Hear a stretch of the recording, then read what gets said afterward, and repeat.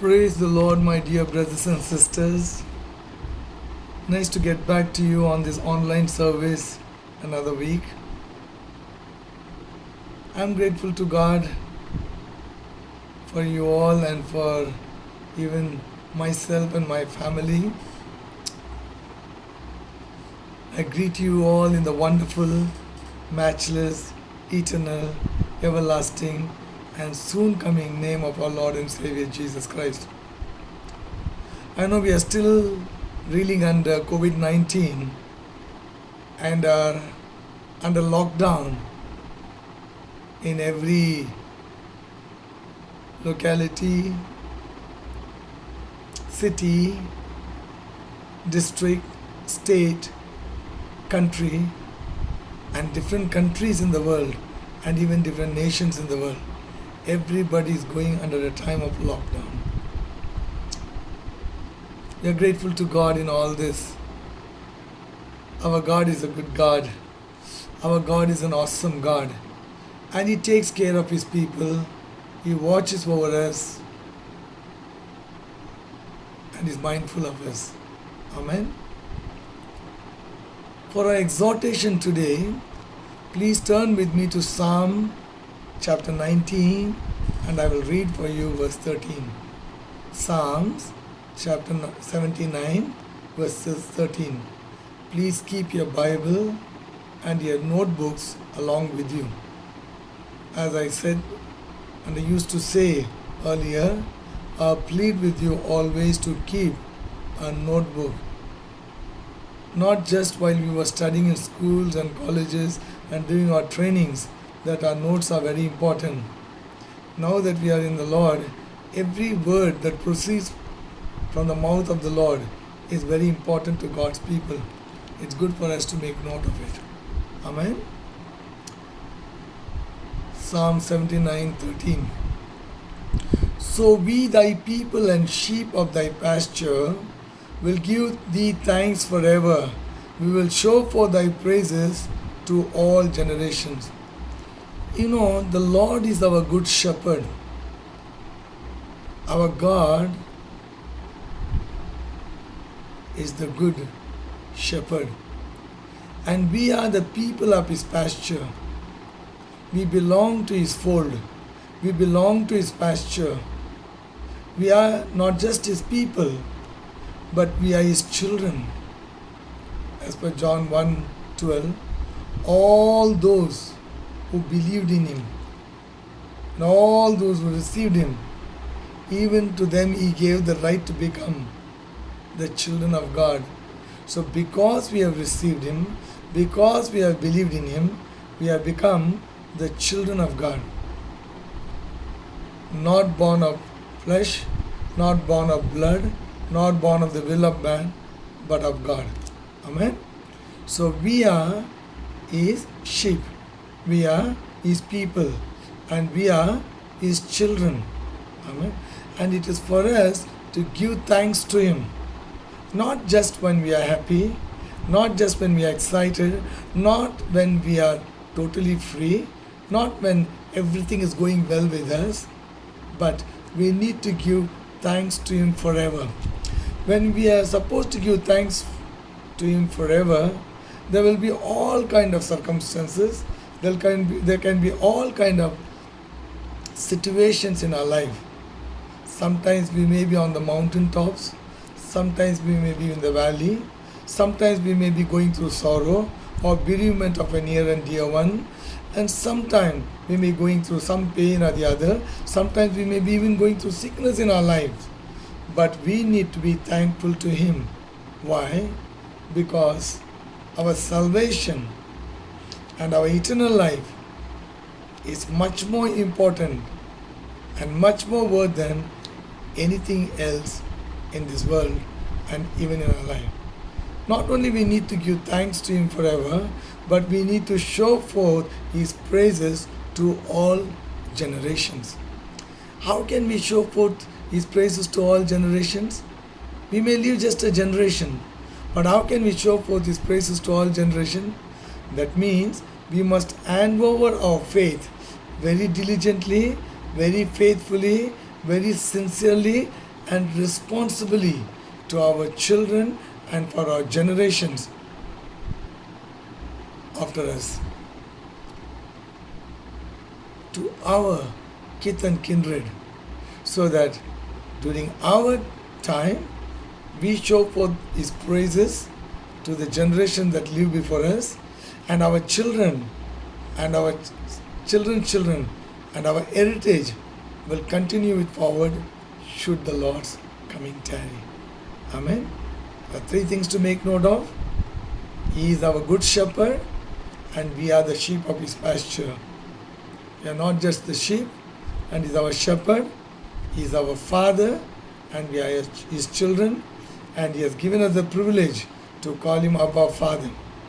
The second thing is, we need to give thanks forever to Him. And the third thing is, we need to show forth His praises to all generations. Amen. Shall we bow down our heads and thank the Lord? Father, we thank You and we are grateful to You, even as we come in Your name, Lord, to rejoice in You and to call upon Thy name. For You alone are worthy of praise, You are worthy of honor and all glory. There's none like Thee, O Lord, there's none beside Thee. We bless You, we praise You. Thank You, Lord. You are our good God. Give us the grace, O Father. Let the words of our mouths and the meditation of our hearts be acceptable in Thy sight this day. In Jesus' name we pray, and in Jesus' name we ask. In our song book, the Bread of Life song book that we use, and even this is a very common song to us, we will sing only one song, Song 238. Amen. I will sing of the mercies of the Lord, forever I will sing. I will sing of the mercies of the Lord, forever I will sing of the mercies of the Lord. With my mouth will I make known Thy faithfulness, Thy faithfulness. With my mouth will I make known Thy faithfulness to all generations. I will sing of the mercies of the Lord, forever I will sing.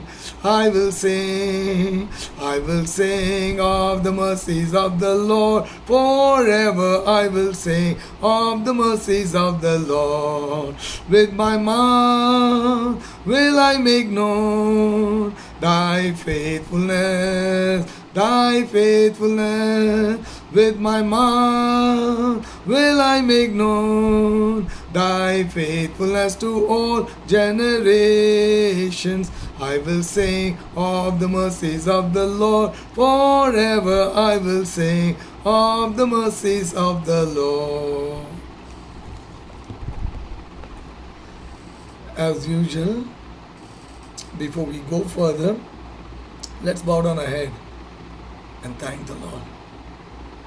We saw in our exhortation today, Psalm 79:13, that we need to give thanks to Him forever. Amen. In good situations, in bad situations. In one way, this is not bad. Otherwise, we didn't have time for anything. Absolutely had no time for anything. The wife would literally wait that the man would come. He will sometimes, apart from all his genuine work, even will delay to come. Sometimes the mother waits for the children to come on time. They'll be playing and chatting and, being with their friends and having a good time out here and there, and they don't come on time. But thank God, in one way, for COVID-19, that has grounded us all together. At our homes, we're all together. The daddy is there, the mommy is there, grandma is there, grandfather is there. For some of them, even great-grandpa and great-grandma are there. And children are there, grandchildren are there, brothers, sisters. Everybody is there. Amen. It's a wonderful time to be together. when we would have got time like that. But now we have a time like this. So let's thank the Lord. Father, even as we have come together, we thank you, Father. We thank you, Father, in every situation and in every walk of our life and in every circumstances that we are confronted with. We thank you, Lord, because we know if God be for us, then who can be against us? Because we are more than the conqueror through Jesus Christ our Lord. He is our good shepherd. He leads, He provides, He guides, and He takes care of us. And therefore we can boldly and confidently say, even though I walk through the valley of the shadow of death, I will fear no evil, for thou art with me. Thy rod and thy staff, they comfort me. Thank you, Lord. We are grateful to you. We are very, very grateful to you. And we are thankful to you. Father, we also thank you, Father. All our needs are provided. We enjoy good health, oh Father, and good comfort in our homes. Thank you, Father. Though it's a bit hot, but yet we have our fans running, our lights running, our water supply is there, and our provisions are there. Father, at this time we remember those that are unfortunate for some reason or the other, the migrant workers that are stranded here and there, still not being able to reach their home, the poor, the needy, the widows, the orphans, the old aged, the physically challenged, the mentally challenged, the innocent, the ignorant, the homeless. Father, we commit them all into thy precious hand and pray for your grace and your mercy upon them. Father, Lord, we know that you are the Lord God, O Master, who feeds the birds in the air and clothes the lilies of the fields. Lord, when the birds, O God, come to their dining table, they neither sow nor reap, but when they come to the dining table, they always have, O God, their food, O Master. Thank you, Father. Lord, we thank you, Father, the lilies of the field, they neither spin nor weave, but yet they are beautifully clothed. So much so, in Matthew 6, the writer says, look at the lilies of the field. They are there in the morning. By evening they are dried up. Yet King Solomon, splendid with all his glory, wasn't looking as beautiful as these lilies. Thank you, Father, you are our God. While you have been merciful to us, gracious and kind to us, be merciful, gracious and kind to them, and look after them, O God. Thank you, Father, you have provided our needs. Give us the grace to be able to help others. And if you know anybody struggling or don't have anyone, that we may be free to share with them, O Father. Cause it to happen, O Father. In Jesus' name we pray. Amen and amen. For our today's meditation, please turn with me to the book of 1 Corinthians, chapter 10, and I will read for you from verses 1 to 4.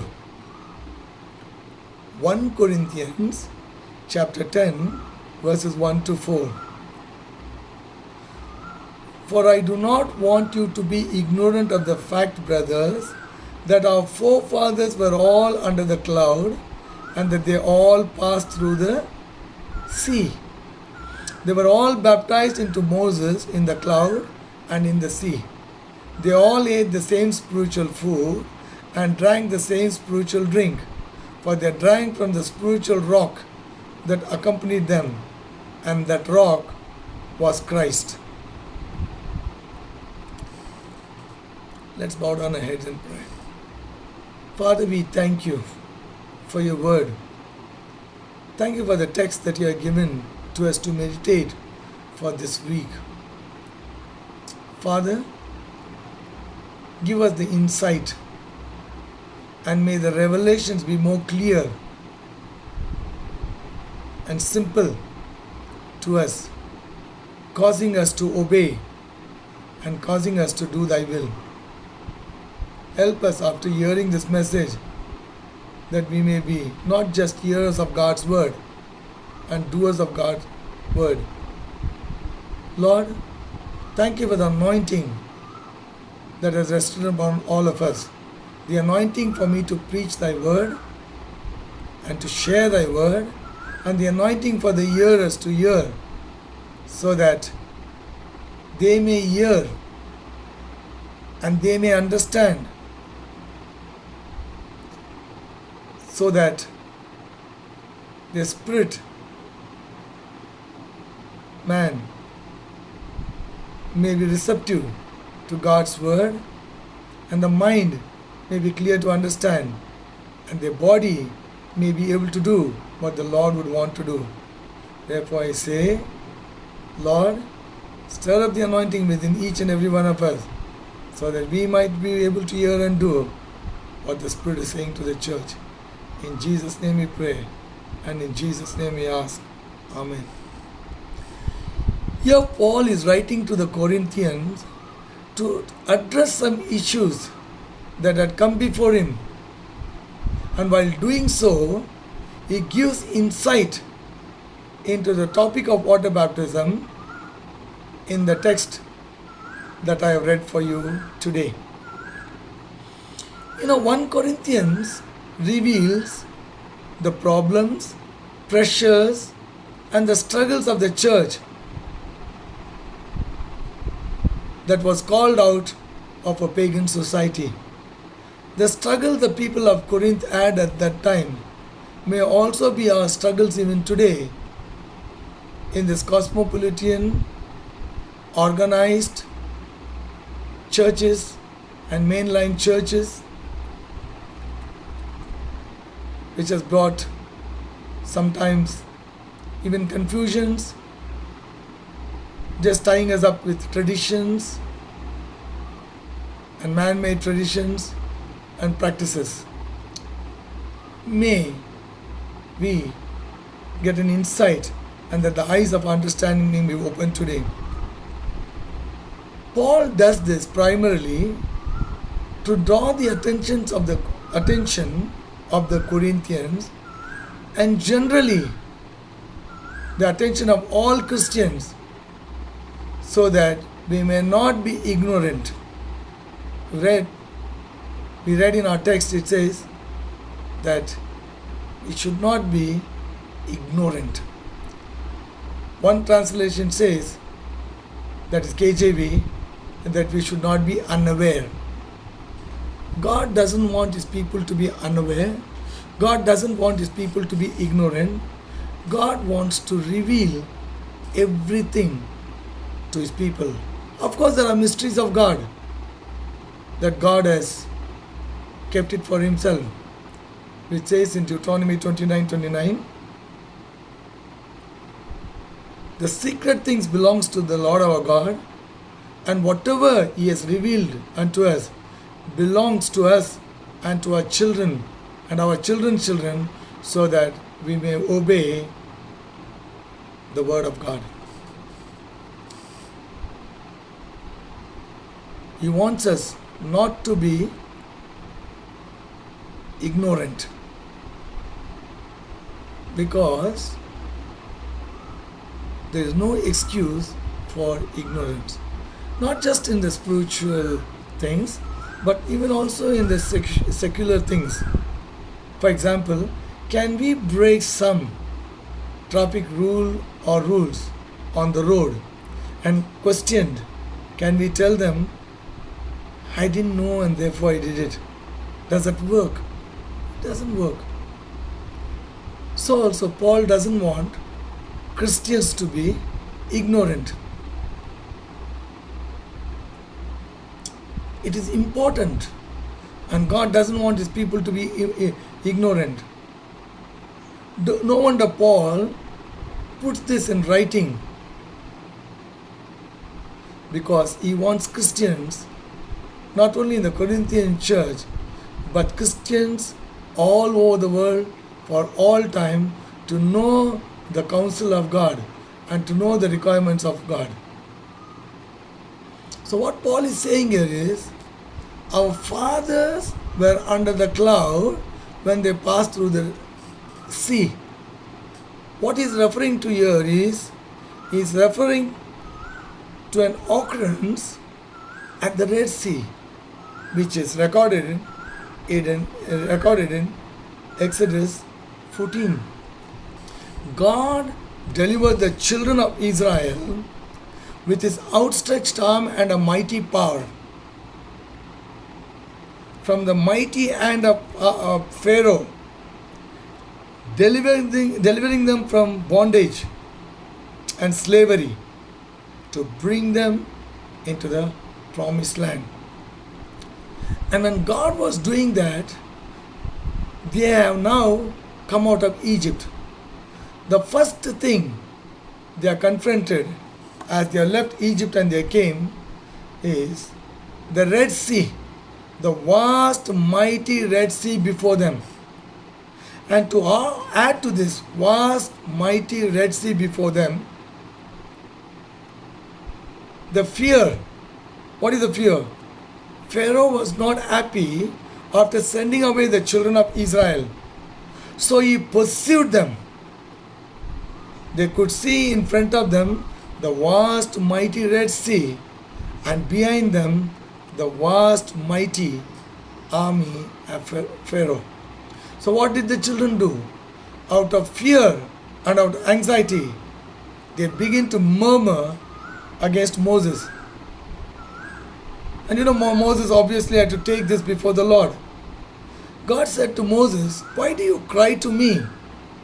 Lift up your rod and stretch forth your hand over the sea and divide it so that the children of Israel could pass through the Red Sea under the cloud." So Paul, in writing to the Corinthians in chapter 10, verses 1 to 4, he typifies this as baptism. But what we need to make note here is all were baptized into Moses.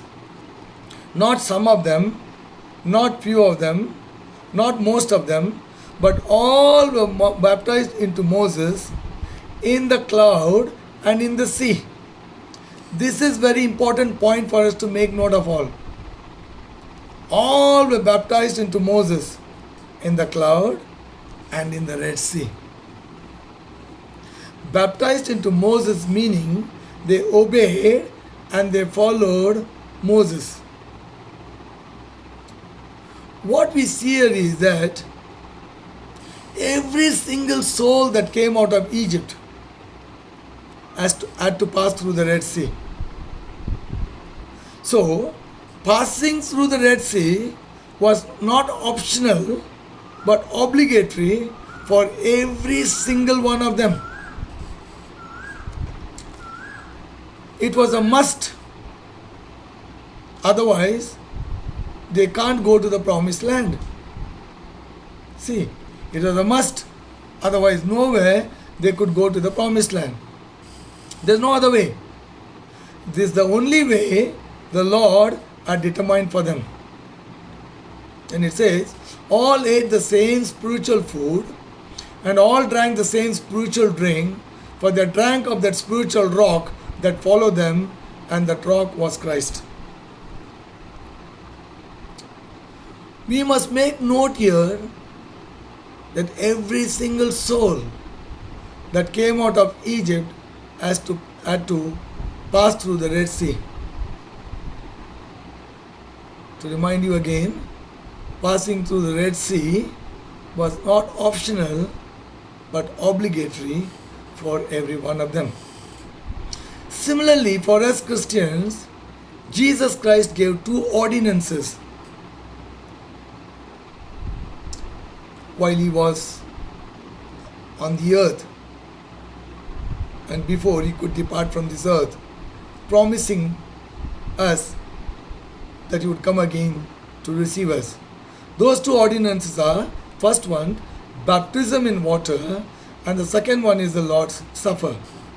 For now, I want to cover up the importance of baptism, water baptism only. The Lord's Supper will be dealt with in another sermon later. in the days to come.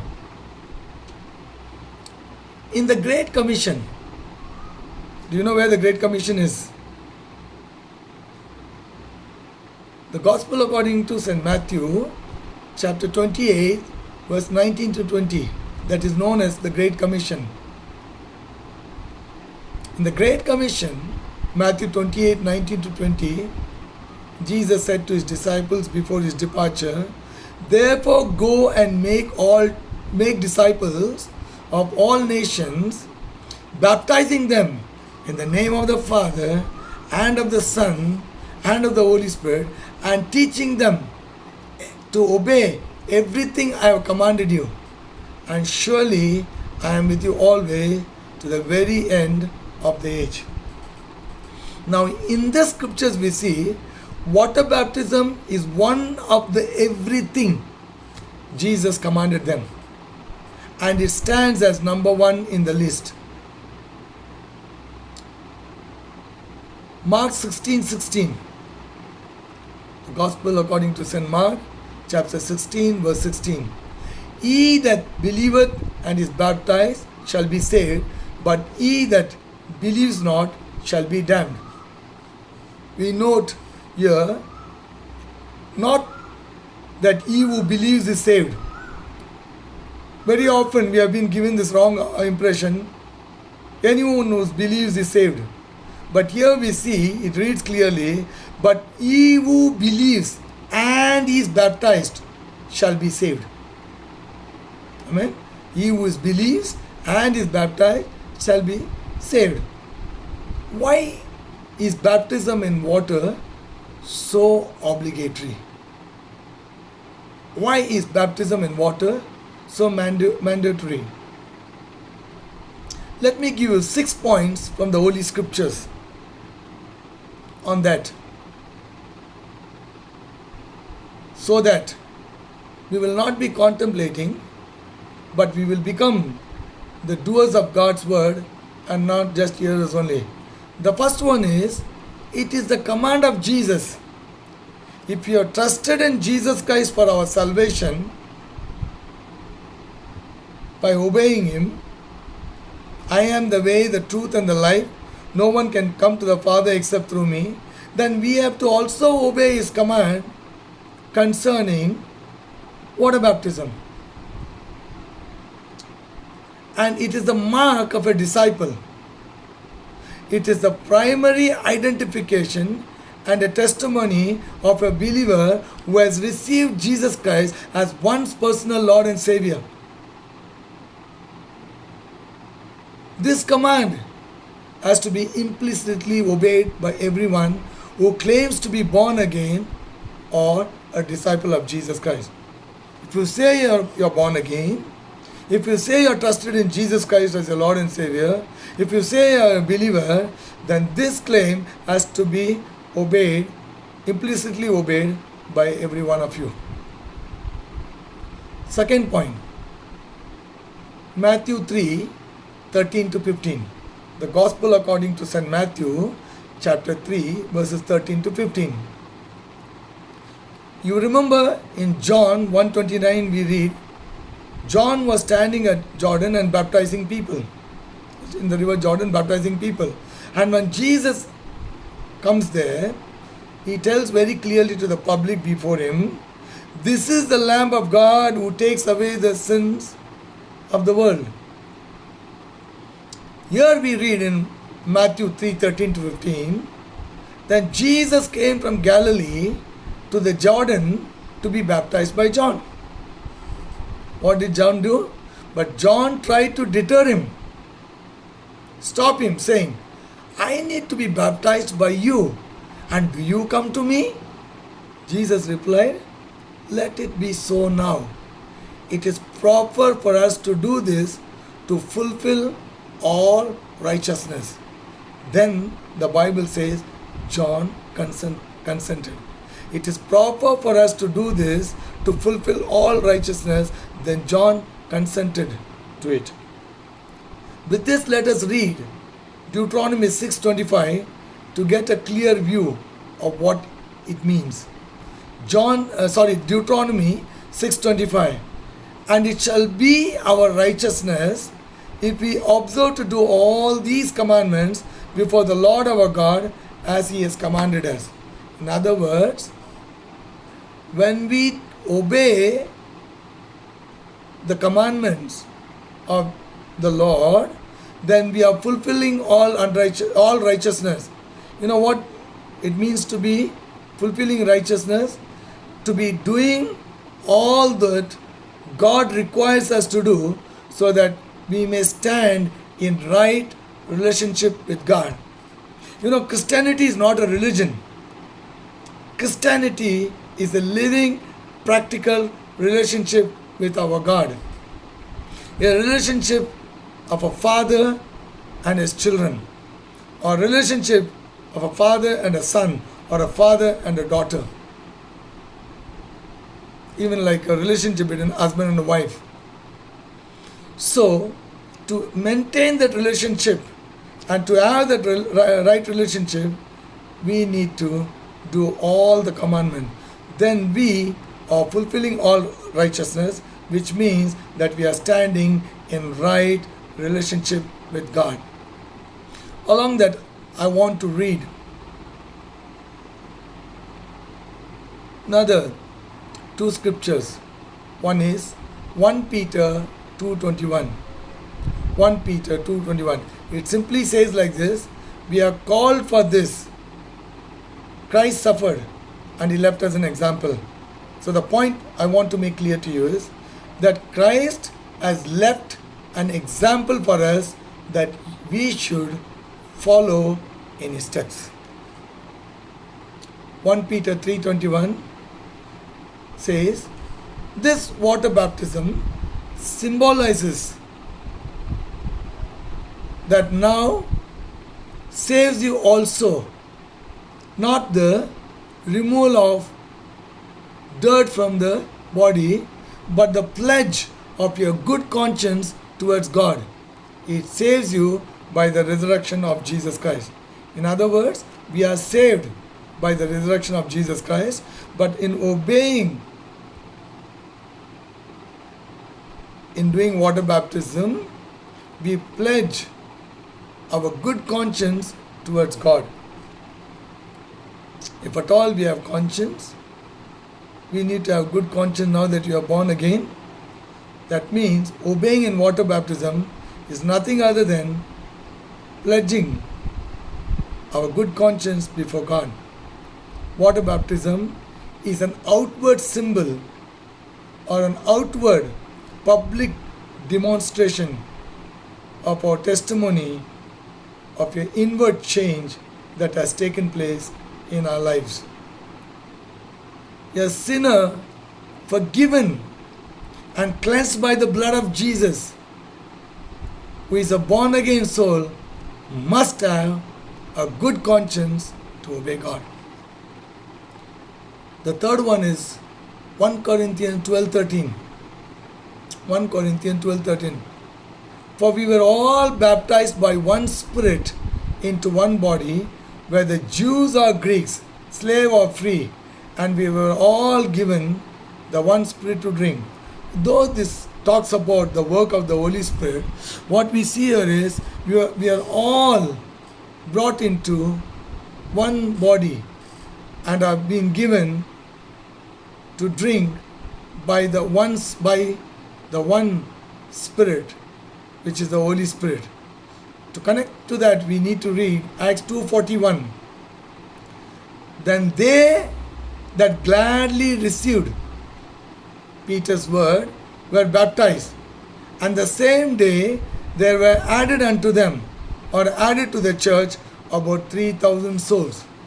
That means all those who were baptized, who obeyed Peter's word about how to be born again, they were all baptized and they were added to the church.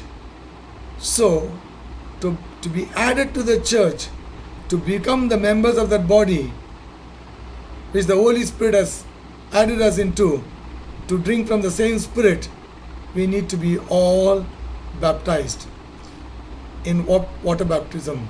So baptism is an outward physical sign of the inward change that has taken place in one's life by which we publicly demonstrate what God has done to us. And so doing, we are added to the church, and not only we become members of the universal church, but by water baptism, we also become the members of the local church from where we are baptized, and we become a part of the church. Fourth one, during the earlier days of my being born again, I used to hear this often from our mainline denominational Christian brethren: water baptism is not for us, but only for the Protestants and non-Christians. I used to constantly hear that. Mainline denominational churches very proudly and very vehemently say, this is not for us, it's only for the Protestants and for non-Christians who wants to become Christians. The Bible doesn't say like that. Rather, what does the Bible say? Mark 16:16. He who believes and is baptized will be saved, but he who does not believe will be condemned. So the criteria for baptism are to believe in Jesus Christ. Only after conscious belief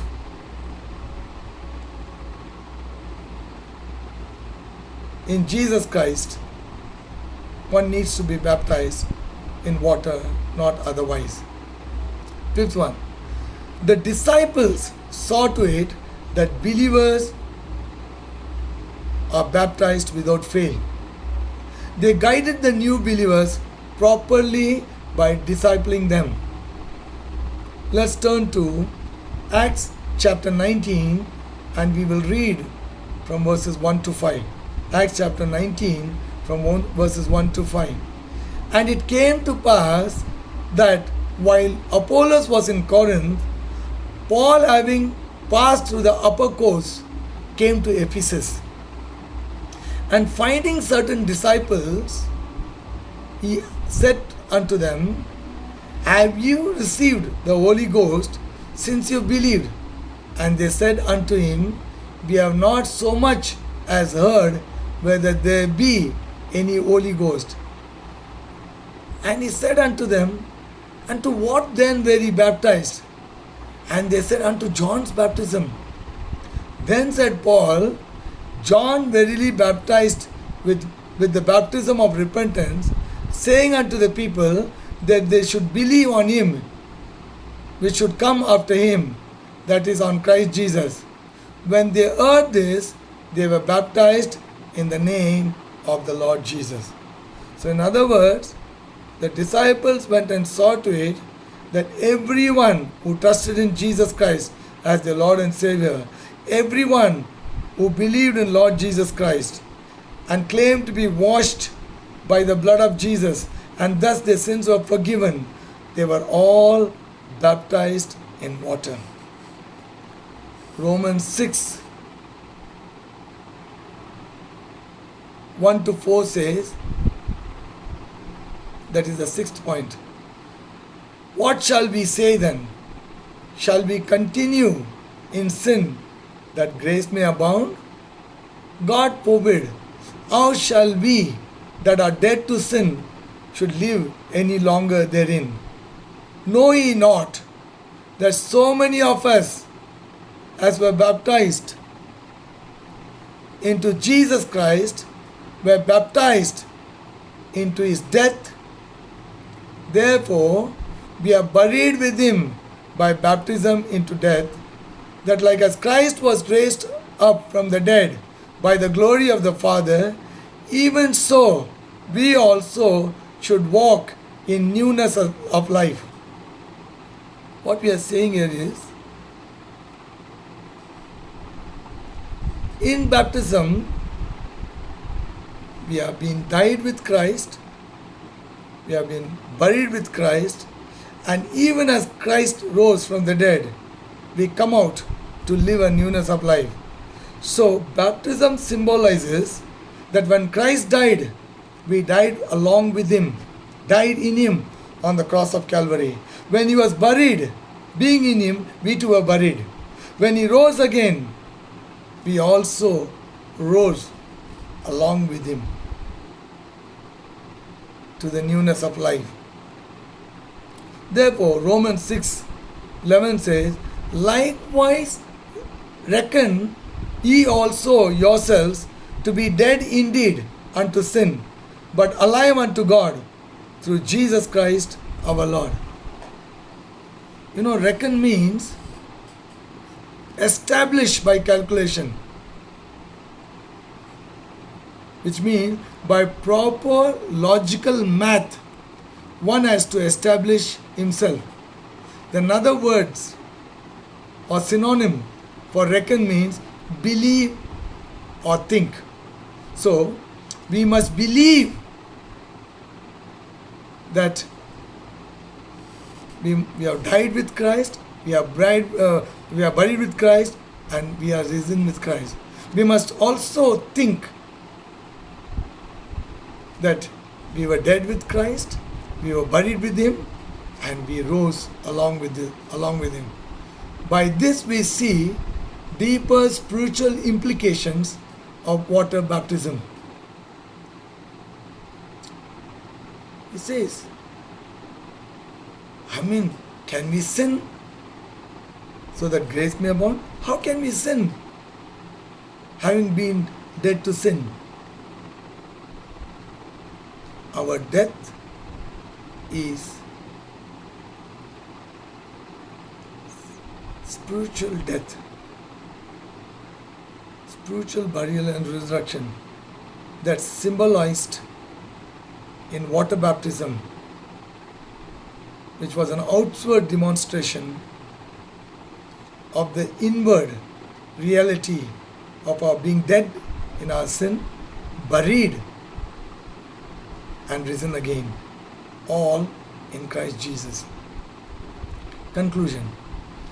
Just as everybody who left Egypt under the leadership of Moses had to pass through the Red Sea and the cloud above their head, which is a type of baptism into Moses, so also every believer must and should be baptized in water to symbolically signify death, burial, and resurrection with Jesus Christ. Everyone who came out of Jesus,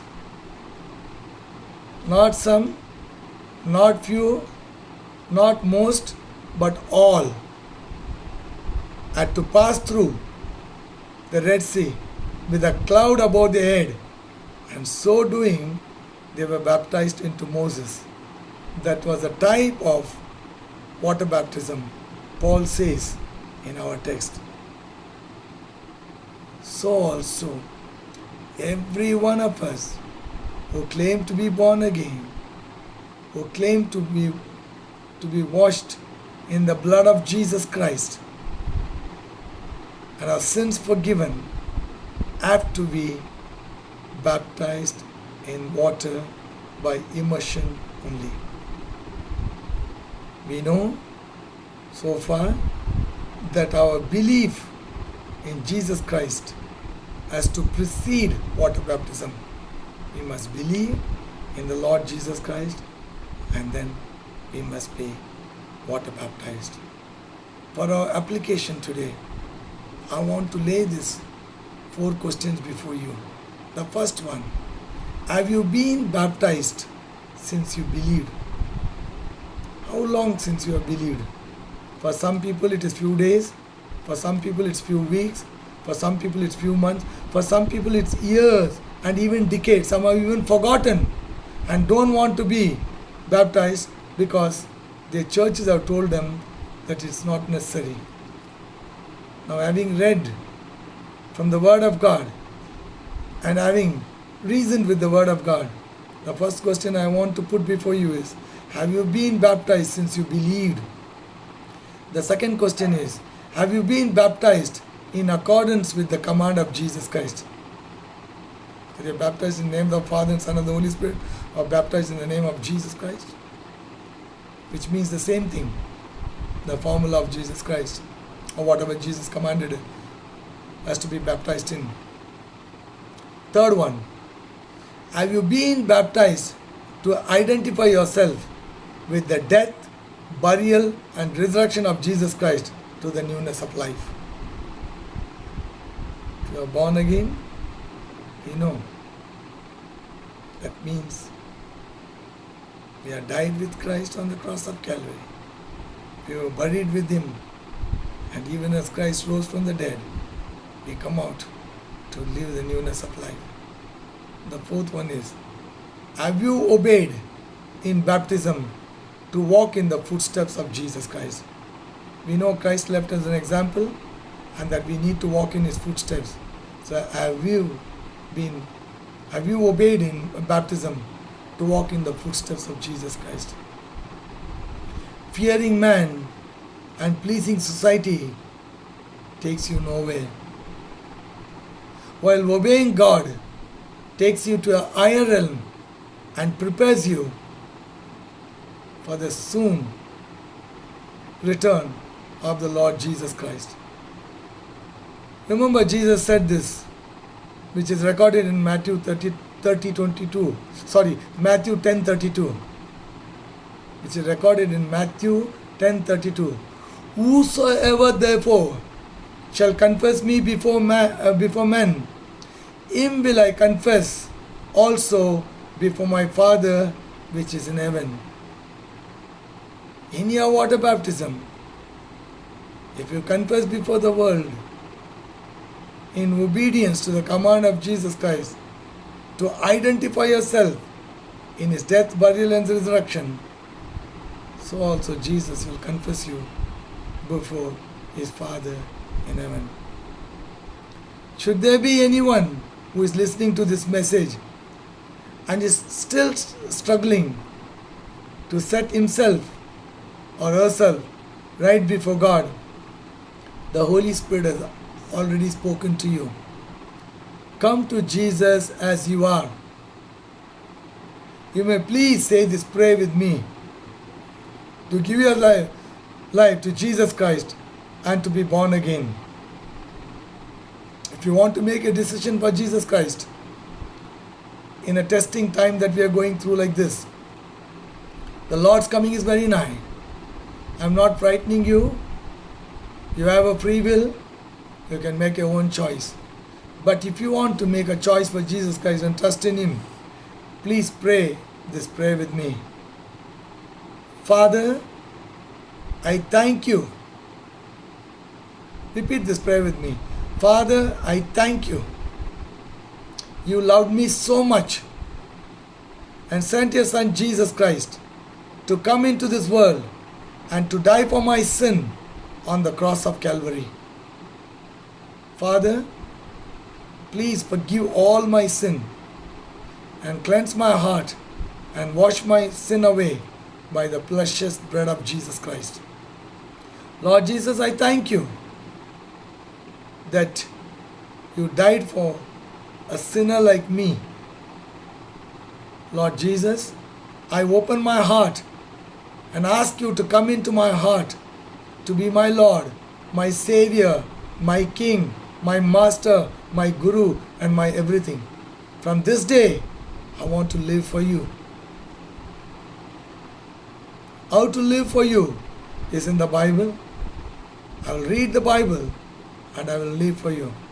Thank you, Father, for making me your child. Thank you, Jesus, for coming into my heart. In Jesus' name we pray. In Jesus' name we ask. Amen. Hope in the hearing of God's word, you will respond in doing the will of God, even as you heard this message. Is water baptism optional or obligatory? Amen. Shall we pray? Father, we thank you for you spoken to us very distinctively and very clearly. We have heard a word. Lord, give us the grace not to fear any man, not to fear any society, but to be doers of God's word, not just hearers only. In Jesus' name we pray, and in Jesus' name we ask. Amen and amen. Be blessed and be a witness for Jesus Christ. Shall we share the benediction together? The Lord bless you and keep you. May the Lord make his face to shine upon you and be gracious unto you. May the Lord lift up his countenance towards you and give you peace. In the name of the Father, and of the Son, and of the Holy Spirit. And God's people said, Amen and Amen.